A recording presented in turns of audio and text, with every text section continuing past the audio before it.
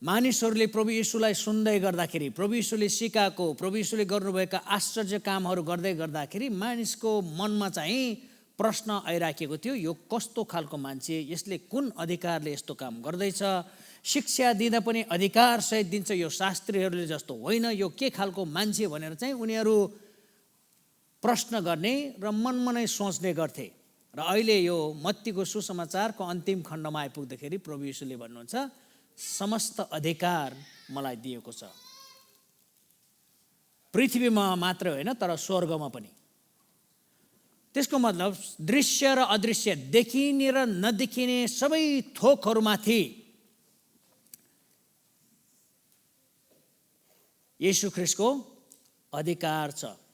यति बेलासम्ममा चेलाहरूलाई प्राय थाहा भइसकेको थियो कि येशू ख्रीष्टको अधिकार रोग बिमारमाथि, भूत प्रेतमाथि, नेचुरल फोर्सेसमाथि देखि लिएर पापमाथि, सबै कुरामाथि, मृत्युमाथि। किनभने लाजरसको बौरी उठाइले देखाइसकेको थियो कि येशू ख्रीष्टको अधिकार मृत्युमाथि समेत थियो भन्ने कुरा। त्यसकारण त्यसको कन्क्लुजनमा आएर प्रभु येशूले भन्दै हुनुहुन्छ, अब स्वर्ग र पृथ्वीमा समस्त अधिकार मलाई दिएको छ।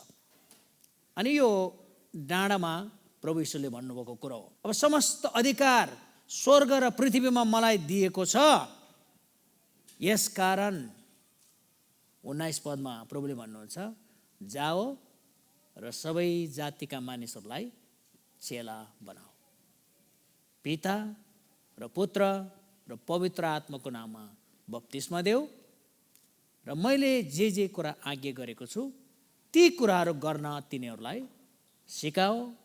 हेर, जगतको अन्तसम्म म तिमीहरूको साथमा सधैँ छु। यहाँ मुख्य त्यहाँ के छ? बप्तिस्मा देऊ छ, सिकाओ छ, जाओ छ, अनि चेला बनाओ छ। यी सबै के भयो त? भर भयो व्याकरणीय हिसाबले हेर्दाखेरि। यहाँ मुख्य काम चाहिँ चेला बनाउने हो। अनि तपाईँ र मलाई चाहिँ प्रभु येशूले दिनुभएको आज्ञा चाहिँ चेला बनाउनलाई हो। अनि यसलाई हामी के भन्छौँ? महान आज्ञा भनेर भन्छौँ। किनकि मण्डली, अहिलेसम्म क्रिस्चियन मण्डली अस्तित्वमा रहनुको मूल कारण यही पदको कारणले हो। यदि यो पदलाई, येशू प्रभुले दिनुभएको यो महान आज्ञालाई उहाँका चेलाहरूले पुस्तौँदेखि पुस्तौँसम्म क्यारी अन नगरेको भएदेखि, प्रचार नगरेको भएदेखि, पालन नगरेको भएदेखि आज मण्डली हुने थिएन। यदि आज पनि हामीले महान आज्ञालाई पालन गरेनौँ भने भोलि मण्डली रहँदैन। त्यसकारण प्रभुले भन्नुहुन्छ, समस्त अधिकार मलाई दिएको छ, यसकारण त्यही अधिकार म प्रयोग गर्दै तिमीहरूलाई भन्दछु, जाओ र सबै जातिका मानिसहरूलाई चेला बनाऊ। यो आज्ञा हो। अनि आज्ञा भनेको मैले जहिले पनि भन्ने गर्छु, यो तर्क वितर्क गर्नलाई होइन। आज्ञा भनेको खुरुक्क मान्नलाई हो। अनि आज्ञा भनेको फेरि के होइन? चोइसको कुरा आउँदैन त्यसमा। मलाई मन लागेन भन्ने हुँदैन त्यहाँ। अनि यहाँ प्रभु यीशुले भन्नुहुन्छ, दिनुभएको चाहिँ कमान्ड हो, आज्ञा हो। आज्ञा चाहिँ पालन गर्ने हो खुरुक्क लाएर। अब आज्ञा चाहिँ के हो? चेला बनाउने। चेला कसरी बनाउने? पहिलो नम्बरमा चेला बनाउनको लागि बाहिर जानुपर्छ। प्रभु यीशुले भन्नुभयो, जाओ। म फेरि पनि दोहोऱ्याउन चाहन्छु, क्लासरुममा चेला बनिँदैन। चेला चाहिँ क्लासरुममा बनिँदैन। किनकि प्रभुले दिनुभएको प्याटर्न त्यो होइन। प्रभुले के भन्नुहुन्छ? प्रभु यीशुले पनि कहिले पनि क्लासरुममा चेला बनाउनु भएन।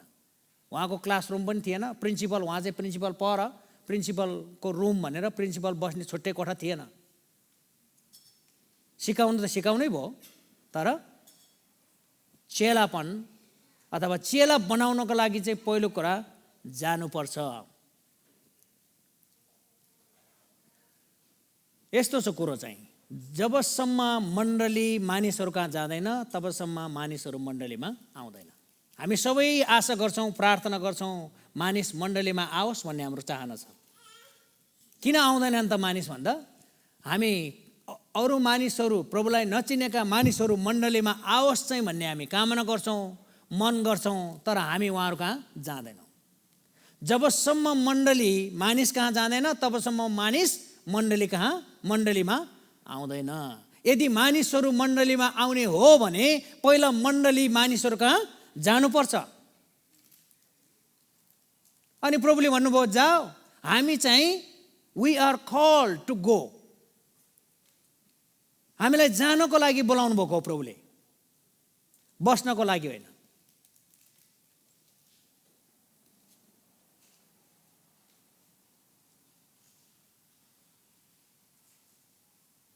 कहाँ जाने?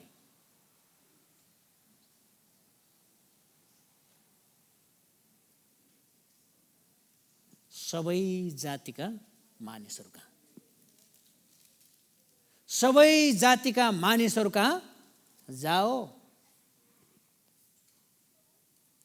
हाम्रो आफ्नै भाषा बोल्नेसँग मात्रै होइन, हाम्रो जस्तै खाना खाने मानिसहरूसँग मात्रै होइन, सबै जातिहरूकोमा। त्यहाँ चाहिँ वास्तवमा त्यो चाहिँ जातिहरू भनेको छ होइन, विभिन्न एथनिक ग्रुप भनेर भन्छौँ हामी। अनि एथनिक ग्रुपहरू विभिन्न भाषा बोल्ने, विभिन्न धर्म मान्ने, विभिन्न वर्गका मानिसहरू, धनी गरिब, शिक्षित अशिक्षित, रोगी बिरामी, स्वस्थ, वर्ल्ड रेकर्ड राखेका, कसैले नाम नचिनेका, सबै खाले मानिसहरूकोमा जाओ भनेर प्रभुले भन्नुहुन्छ। चेला बनाउनको लागि पहिलो कुरा जानुपर्छ। अनि जानको लागि चाहिँ के गर्नुपर्छ? जहिले पनि हामीले बााउन्ड्री चाहिँ क्रस गर्नुपर्छ। हामी सबैको के छ? बााउन्ड्री छ, पर्खाल छ। म यहाँभन्दा बाहिर जानु हुँदैन भन्ने हाम्रो एउटा पर्खाल निर्माण गरेका हुन्छौँ। म त यस्तो खालको मान्छे, त्यसकारण म योभन्दा उता त जान मिल्दैन। तर प्रभुले भन्नुहुन्छ जाओ। जानको लागि तपाईँ र मैले जुन बााउन्ड्री बनाएको हुन्छौँ त्यो बााउन्ड्री क्रस गर्नुपर्छ। त्यही भएर प्रभु ईश्वरले के भन्नुभयो? जब पवित्र आत्मा तिमीहरूमा आउनुहुनेछ तिमीहरूले शक्ति पाउनेछौ, त्यसपछि तिमीहरू यरुशलेममा, सारा यहुदियामा, सामरियामा र पृथ्वीको अन्तसम्म गवाही हुनेछौ।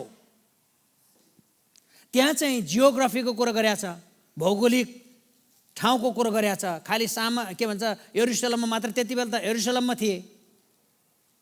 तर अचम्मको कुरो चाहिँ के छ भने फेरि हामीले प्रेरित 1:5, 4 र 5 पद पनि पढ्नुपर्छ। त्यहाँ प्रभु यीशुले भन्नुहुन्छ, यहाँ चाहिँ प्रभु यीशुले भन्नुहुन्छ जाओ, तर त्यहाँ चाहिँ प्रभु यीशुले भन्नुहुन्छ जबसम्म पिताले प्रतिज्ञा गर्नुभएको कुरा पुरा हुँदैन, अर्थात् पवित्र आत्मा तिमीहरूमा आउनुहुन्न, तबसम्म तिमीहरू कतै नजाओ भनेर भनेको छ। त्यहाँ चाहिँ, यहाँ चाहिँ जाओ भनेको छ, त्यहाँ चाहिँ नजाओ भनेको छ। जाने त्यो समय छ। तर जब पवित्र आत्मा आउनु भएपछि मात्रै तिमीहरूले यो काम गर्न सक्छौ। चेला बनाउन चाहिँ पवित्र आत्माको शक्ति बिना, पवित्र आत्मा बिना चाहिँ चेला बनाउने काम असम्भव छ। त्यसकारण प्रभु यीशुले भन्नुभयो तिमीहरू पवित्र आत्मा नआउन्जेलसम्म यरुशलेममा बसिराख। पहिले त प्रभुले भन्नुभयो जाओ भनेर होइन, तर जाने कतिखेर भन्दा अहिले होइन। जबसम्म पवित्र आत्मा तिमीहरूमा आउनुहुन्न तबसम्म तिमीहरू कतै नजाऊ, जेरुसलेममा बसिराख। तर जब पवित्र आत्मा तिमीहरूमा आउनुहुन्छ तिमीहरूले शक्ति पाउनेछौ र त्यसपछि तिमीहरूले चेला बनाउन सक्नेछौ। जेरुसलेममा, सारा यहुदियामा, सामरियामा र पृथ्वीको अन्तसम्म सबै जातिका मानिसहरूकोमा जान सक्छौ। कति बेला भन्दा जब पवित्र आत्मा आउनुहुन्छ।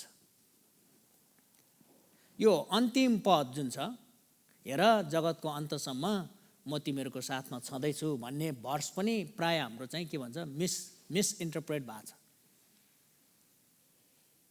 हामी सामान्य अवस्थामा यसलाई प्रयोग गर्छौँ। यो भर्स भनेको जानेहरूको साथमा हुन्छु भनेको। त्यसरी जाँदाखेरि चाहिँ हेर म साथमा छु भन्नुभएको। त्यसकारण हामी जाँदाखेरि चाहिँ एक्लै जाँदैनौँ, प्रभुको उपस्थिति हामीसँग हुन्छ। we are carrying the presence of God, very presence of God. जब हामी जान्छौँ, हामी मात्रै जाँदैनौँ, निमा मात्रै हुँदैन त्यहाँ जाने ठाउँमा। ती विभिन्न जातिका मानिसहरू कहाँ जाँदाखेरि चाहिँ म एक्लो जाँदिनँ, मसँग पवित्र आत्मा हुनुहुन्छ। प्रभु यीशु त जाँदै हुनुहुन्थ्यो। प्रभु यीशु कसरी चाहिँ के भन्छ अब जगतको अन्तसम्म साथमा हुन सक्छ भन्दाखेरि उहाँले भन्नुभएको चाहिँ अब म गइसकेपछि प्रभु यीशुले भन्नुभयो पवित्र आत्मा म तिमीहरूमा पठाउने छौ, तिमीहरूलाई म छोड्ने छैन, अनि पवित्र आत्माको उपस्थिति तिमीहरूसँग रहनेछ, त्यसपछि तिमीहरू जाने हो। त्यसकारण जाँदाखेरि चाहिँ पवित्र आत्मा हामीसँग हुनुहुन्छ र जाँदाखेरि चाहिँ हामी सबै खाले मानिससँग जानु पर्यो। हाम्रो समस्या यो छ, फेरि हामी सेलेक्टेड मान्छेकोमा जान्छौँ, आफूलाई मन परेको मान्छेकोमा जान्छौँ, हामीलाई मन परेको जातिमा जान्छौँ, हामीलाई मन परेको भाषा बोल्नेकोमा जान्छौँ, हामीलाई अनुहार मन परेकाहरूकोमा जान्छौँ।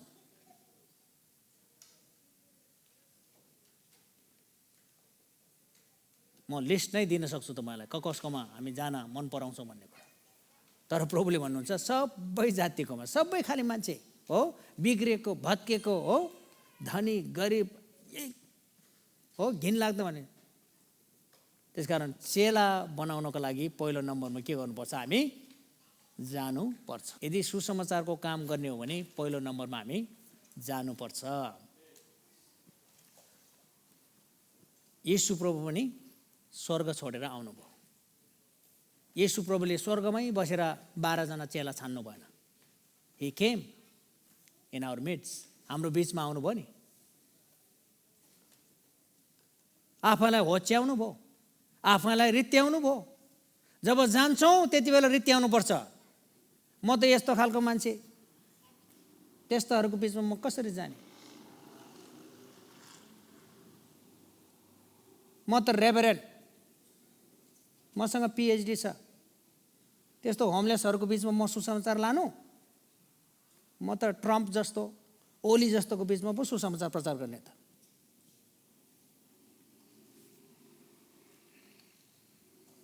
प्रभु यीशुले के गर्नुभयो? सबै थोक छोडेर हामी जस्तो मानिस बनेर आउनु भएन, हाम्रो बिचमा आउनु भएन। हाम्रो बिचमा आउँदाखेरि पनि, मानिसहरूको बिचमा पनि आउँदाखेरि पनि पापीहरू कहाँ, ट्याक्स कलेक्टरहरूकोमा, कर उठाउनेहरूकोमा, समाजले दबाएका कुष्ठरोगीहरूको बिचमा, समाजले बाहिर फालेका, समाजले थुकेका, बहिष्कृत गरेका त्यस्ता मानिसहरू कहाँ प्रभु यीशु जानुभयो। आज मण्डलीलाई चुनौती छ। हामी नाक खुम्च्याउँछौँ कहिलेकाहीँ, होइन? अलिकति तलमाथि भएको मान्छे भेट्यो भने यसको चाहिँ अनुहार हेर्न नपरेदेखि हुन्थ्यो, बाटै अर्कोतिर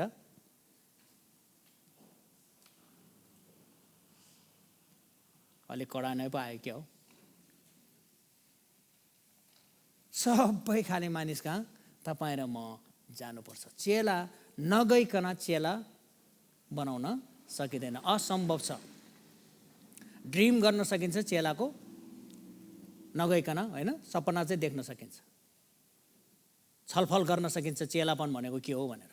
तर चेला बनाउनकै लागि चाहिँ we have to move out. तपाईँ र मलाई चाहिँ प्रभुले जानु भन्नुभएको चाहिँ चेला बनाउनको लागि हो। त्यसकारण पहिलो नम्बरमा चेला बनाउनको लागि के गर्नुपर्छ? जानुपर्छ। कहाँ भन्दा सबै जातिका मानिसहरू हो। अब यहाँ कस्तो अचम्मको छ, पहिला के गर्नुपर्थ्यो? नेपालीलाई सुसमाचार सुनाउन अमेरिका र युरोपदेखि महिनौँ महिना जहाजको यात्रा गरेर जोखिम उठाएर जीवनलाई खतरामा राखेर जानु पर्थ्यो। आज हामीलाई परमेश्वरले यस्तो ठाउँमा ल्याउनु भएको छ। अमेरिका देश भनेको यस्तो हो, संसारका सबै मान्छे यहाँ आउन चाहन्छन्। कुनै पनि देश छैन होला जसको चाहिँ सिटिजन यहाँ छैन, जसको चाहिँ मान्छे यो देशमा आएको छैन। यही म्यानचेस्टरमा पनि पहिलाको सेन्सस अनुसार 110,000 चाहिँ यहाँ जन्मेको होइन, अरू देशका मानिसहरू छन्। म्यानचेस्टरको मात्रै पनि सबै देशका मानिसहरू यहाँ छन्। त्यसकारण चेला बनाउने अवसर चाहिँ हामीलाई जतिको, वास्तवमा हामीले चाहिँ तोडाको हिसाब दिनुपर्ने हुन्छ एक दिन प्रभुलाई। अनि त्यो तपाईँ र मैले सदुपयोग गर्छु। दोस्रो कुरो चाहिँ अब गइसकेपछि के गर्ने, होइन? चेला बनाउने भनेको छ। चेला बनाउनलाई के गर्नु पर्यो? पहिलो नम्बरमा जानु पर्यो। दोस्रो नम्बरमा चाहिँ पिता, पुत्र र पवित्र आत्माको नाउँमा बप्तिस्मा देऊ भनेर भनेको छ। बप्तिस्मा भन्दा अगाडि के हुन्छ? प्रचार हुन्छ। बप्तिस्मा दिने यूहन्नाले पनि पश्चातापको बप्तिस्मा दिँदाखेरि, पानीको बप्तिस्मा दिँदाखेरि पहिला प्रचार गरेको। प्रचार बिना बप्तिस्मा हुँदैन। के अरे प्रेरितको पुस्तकमा तपाईँले हेर्नुहोस्, घरिघरि प्रचार गर्छ, प्रचार गरेपछि बल्ल मानिसले विश्वास गर्छ, पश्चाताप गर्छ, त्यसपछि बप्तिस्मा दिएको छ। त्यसैले यहाँ बप्तिस्मा दिने भन्नाले सिधै बप्तिस्मा दिने भनेको होइन। यहाँ लुकेको कुरो चाहिँ के छ भने प्रचार नगरिकन, सुसमाचार नबताइकन, येशूको बारेमा नबताइकन, येशूमा पाइने, सित्तैमा पाइने मुक्तिको कुरा नगरेसम्म, त्यो मान्छेले त्यसलाई स्वीकार विश्वास नगरेसम्म बप्तिस्मा सम्भव छैन। त्यसकारण गर्दा पहिला चाहिँ के गर्नु पर्यो, त्यहाँ गएर सुसमाचार सुनाउनु पर्यो। येशू ख्रीष्टमा सित्तैमा मुक्ति छ। तपाईँ अब नरक जानु पर्दैन मृत्युपछि। तपाईँ अनन्तसम्म स्वर्गमा तपाईँले आशिषमय जीवन बिताउन सक्नुहुन्छ। येशूले सब थोक क्रुसमा पुरा गरिसक्नुभयो भनेर त्यो सन्देश मानिसहरूलाई सुनाउने। अनि जब मानिसहरू सुनेर विश्वास गरेर पश्चाताप गरेर आउँछन्, त्यसपछि बप्तिस्मा दिने हो। बप्तिस्मा चाहिँ विश्वासी हुनलाई लिने होइन,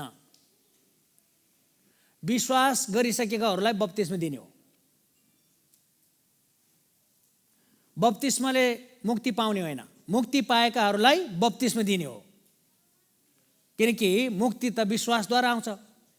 अनुग्रहबाट विश्वासद्वारा हामीले मुक्ति पाएका हौँ, उद्धार पाएका हौँ। त्यसकारण उद्धार पाउनको लागि अथवा मुक्ति पाउनको लागि बप्तिस्मा दिने होइन, तर जसले मुक्ति पाएको छ सुसमाचारमा विश्वास गरेर त्यो मान्छेलाई हामीले बप्तिस्मा दिने हो। त्यसकारण चेलापनमा गएर सबै जातिका मानिसहरूकोमा गएर सुसमाचार सुनाएर उनीहरूले जब विश्वास गर्छन्, प्रभुलाई ग्रहण गर्छन्, अनि त्यसपछि आयो पिता पुत्र र पवित्र आत्माको नाममा बप्तिस्मा दिने। त्यतिकैमा सकिँदैन, चेला बनाउने काम अझै छ बाँकी।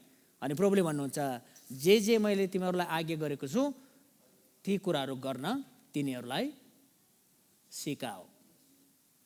सिकाउने कुरो छ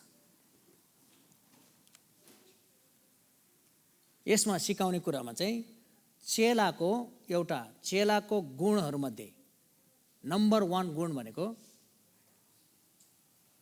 सिक्ने चाहना हुन्छ। जो सिक्न चाहँदैन ऊ चेला हुन सक्दैन, किनकि चेला भनेकै सिक्ने व्यक्ति हो। गुरु बनाऊ भनेर भन्नुभएको छैन प्रभुले, हो जाओ सबै जातिको मानिसहरूलाई गुरु बनाऊ भनेर भन्नुभएको छैन। प्रभुले भन्नुहुन्छ चेला बनाऊ। चेला भनेको सिक्ने हो।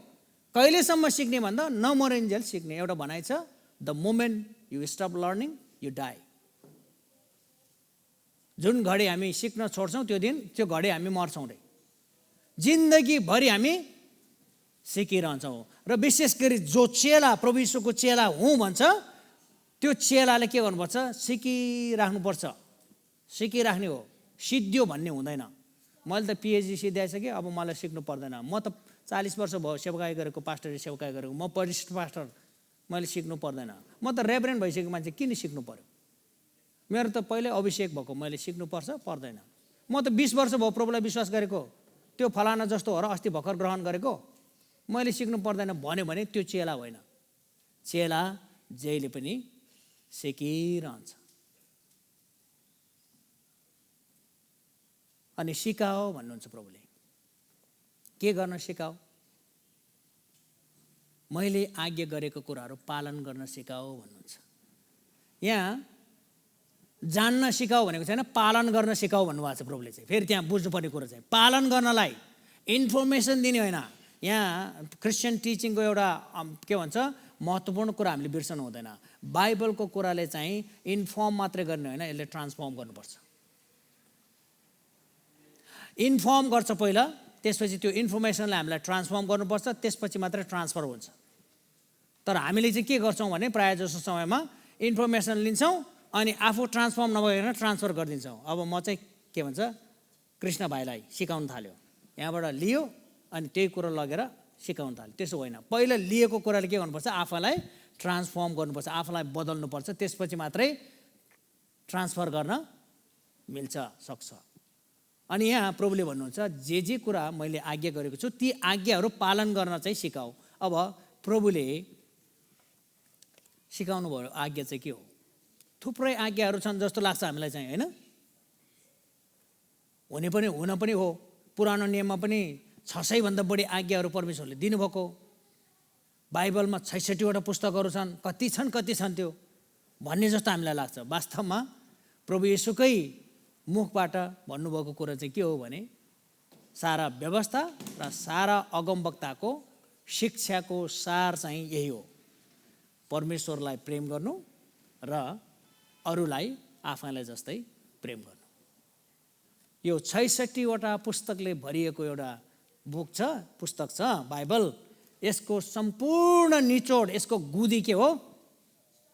परमेश्वरलाई प्रेम गर्ने, अरूलाई आफैलाई जस्तै प्रेम गर्ने, सिद्धियो। अनि प्रभुले चेलालाई के सिकाउनु रे?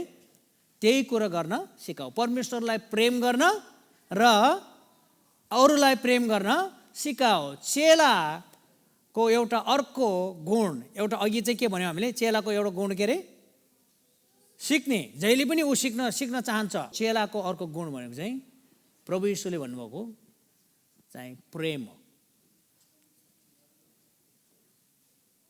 यूहन्ना 13:35 प्रभुले भन्नुहुन्छ, यदि तिमीहरूले एकले अर्कालाई प्रेम गर्यौ भने यसैबाट संसारले थाहा पाउनेछन् अथवा चिन्नेछन् कि तिमीहरू मेरा चेला हो। हामी कहिलेकाहीँ चाहिँ हामी प्रभु यीशुको चेला हो भनेर चाहिँ जयमसीले चिनाउँछ जस्तो लाग्छ, त्यही भएर ठुल्ठुलो स्वरमा हामी जयमसी भन्छौँ।